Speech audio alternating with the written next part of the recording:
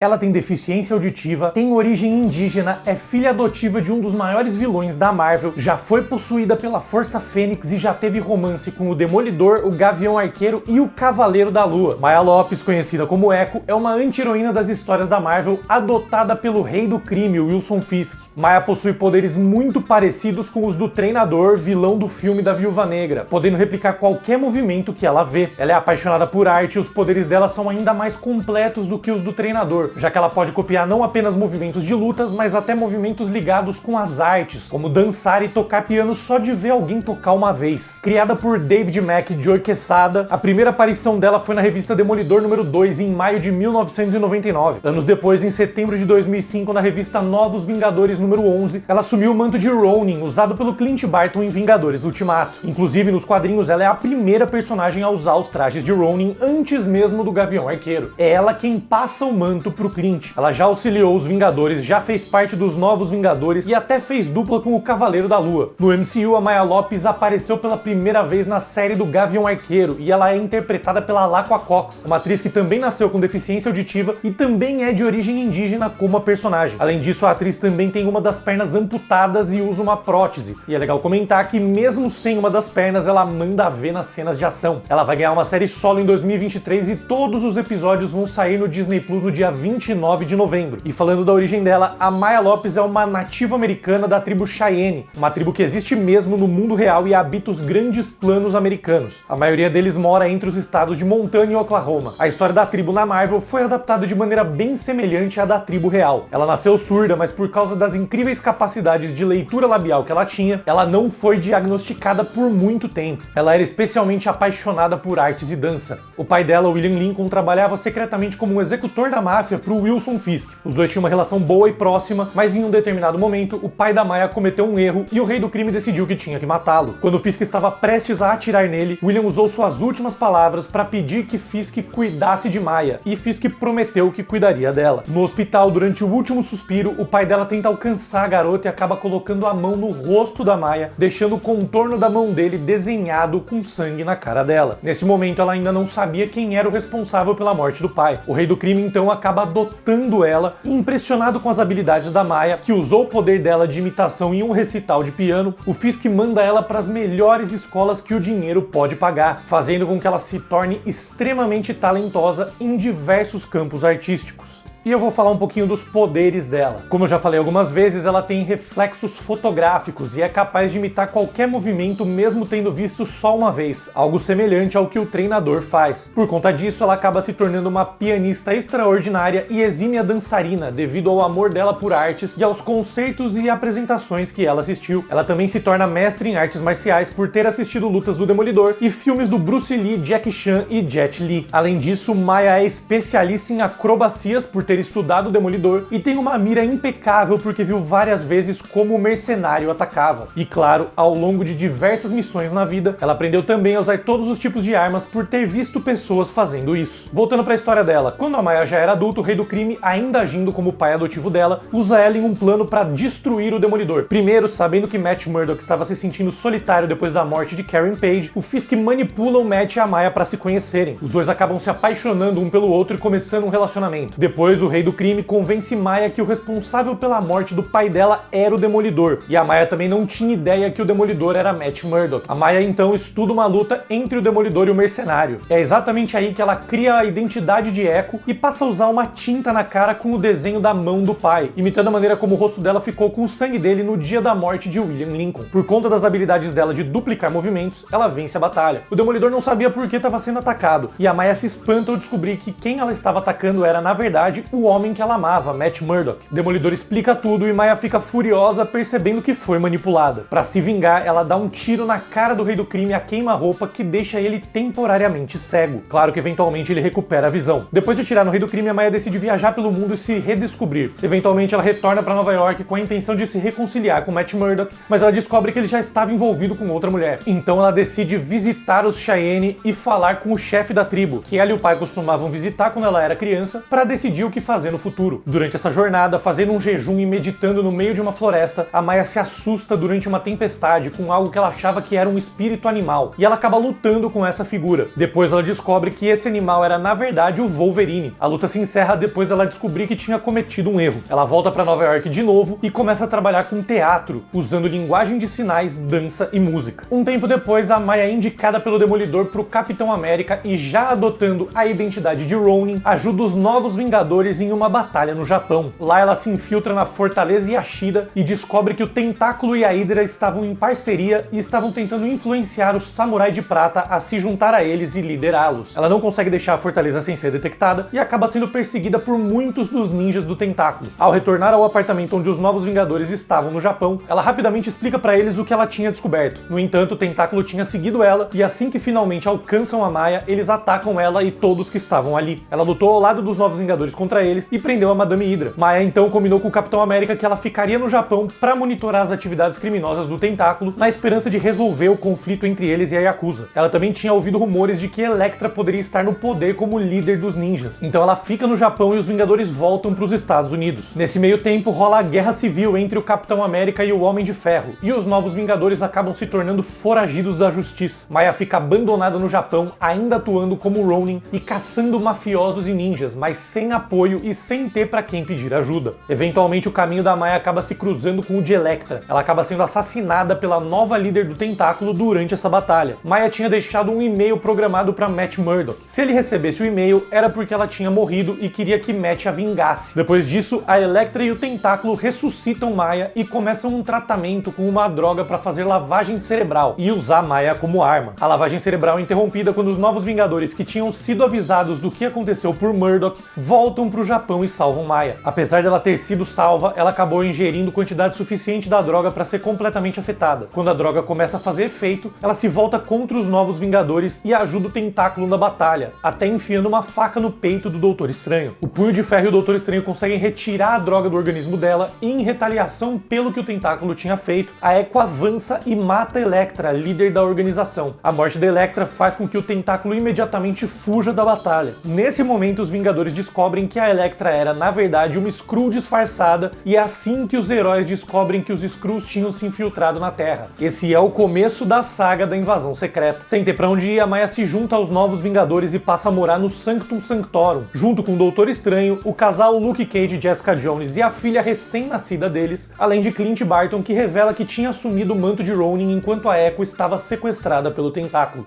Clint tenta devolver o manto de Ronin para ela, mas ela fala para ele seguir usando como um presente de agradecimento por ele ter ajudado os Novos Vingadores a salvarem a vida dela. Nessa época, ela também acaba começando um romance com Clint. Um tempo depois da invasão Skrull, a Maya se separa dos Novos Vingadores e se muda para Los Angeles, onde ela começa a trabalhar disfarçada como uma stripper tentando obter informações sobre o crime organizado. O Cavaleiro da Lua ataca uma reunião na qual ela estava, forçando Maya a abandonar o disfarce para resgatá-lo. Echo aceita a oferta de ajudar Mark Spector a descobrir quem era o novo rei do crime de LA, e eles começam um romance também. Os dois descobrem que o novo rei do crime era o Conde Nefaria. Durante uma luta de Spector contra o Conde Nefaria, Echo grava a luta em um vídeo para apresentar à polícia. Dias depois, ela e o Cavaleiro da Lua estavam atacando esconderijos de criminosos quando Nefaria revida. Durante a luta, Echo acaba sendo morta pelo rei do crime de Los Angeles e, furioso, o Cavaleiro da Lua ataca brutalmente o Conde Nefaria em busca de vingança. Um tempo depois, a Maya reaparece viva. Quando a Força Fênix volta para a Terra, a entidade cósmica organiza um concurso para determinar quem seria o próximo hospedeiro, e a Echo, claro, estava entre as pessoas convocadas. A Fênix deu um pouco do poder dela para cada um dos campeões que ia participar desse torneio e fez eles lutarem entre si.